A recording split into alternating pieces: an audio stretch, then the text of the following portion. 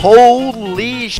This ALGS was good. We saw TSM make a ridiculous comeback 2 days in a row. We saw some noob legends getting added back into the meta and some absolutely chaotic end circles. But after watching all of that, I think there's a lot that we can take away from ALGS. Watching pro teams can be a really good way to improve your own game, even if you're not necessarily playing in scrims or pro lobbies. If you're really interested at all in playing ranked or 3-stacking trios in general, this video is for you, and these are some great tips. The number one most important thing that I learned from ALGS is all the winning teams are prioritizing the ring over everything else. They're getting a controller legend so they can get that ring console and see the ring earlier, and the second they know what the ring is, the first thing they do is race down and try and get the best position. The best example of this is when NRG won on the final day on Storm Point. After looting up, the very first thing they did is they got a trident and they literally raced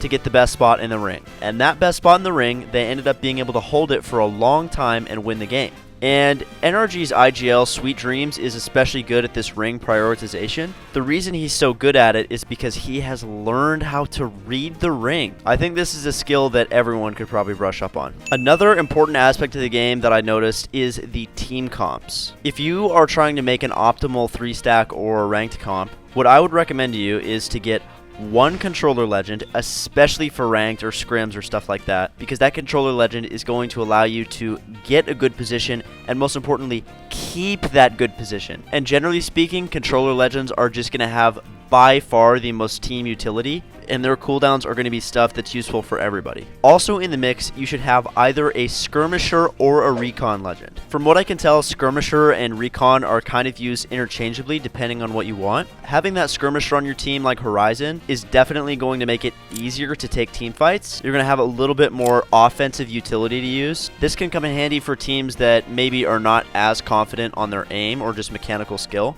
But for teams who are, the Recon Legend is going to provide a lot more information. Legends like Bloodhound and Seer, especially in ranked lobbies, can really help you get a lay of the land and understand which teams are fighting, where are your opportunities, what do you need to be worried about. Additionally, Recon Legends do also have the Survey Beacon, which when used in combination with the Ring Console is a completely broken combo in ranked, because you can see where the good spots are in the ring, and you can tell which ones are taken or not, so you don't even have to do a team fight if you don't want to. But last, for your team comp, you are definitely going to need one Assault Legend as well. This season, it's looking like Bangalore and Fuse are absolutely the runaway picks for this. Bangalore with her smokes is just incredible utility. She's able to cut off any sightline she wants, anytime she wants, and in addition with a Digi threat, she can basically blind the other team while being able to see for herself. Fuse is especially good in ranked though, just because you have so many teams trapped in a small area and they're not always able to get out of their spots. Usually you'll have teams that are kind of pinned to a rock or a building or something like that. They're pinned to their one spot, and that's where Fuse's tactical and nades are really useful,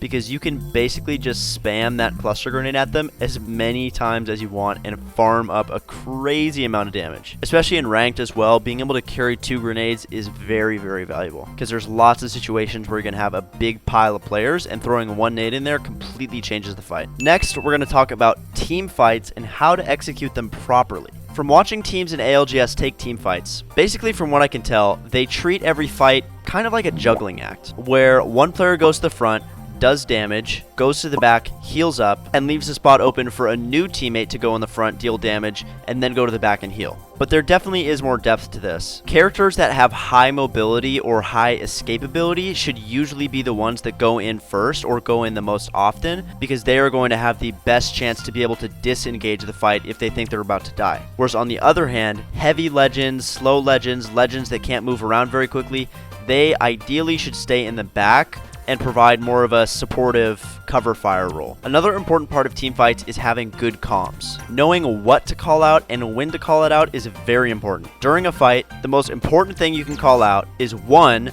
how much damage did you do to the enemy player and which enemy player did you do the damage to? And be honest, it does not help your team to lie and say you did more damage than you actually did. Number 2, always announce when you're going to heal. This way your teammates know they can't overextend, they need to guard you right now and make sure that you're safe while you're vulnerable. And number 3, call out your utilities. If you're going to throw your ultimate or throw your tactical or anything like that, call it out. That way your teammates can get the best value from it. This is just the top 3 things that I learned from watching ALGS. I hope this helped you too. If it did, maybe drop a sub, and I'll see you in the next video.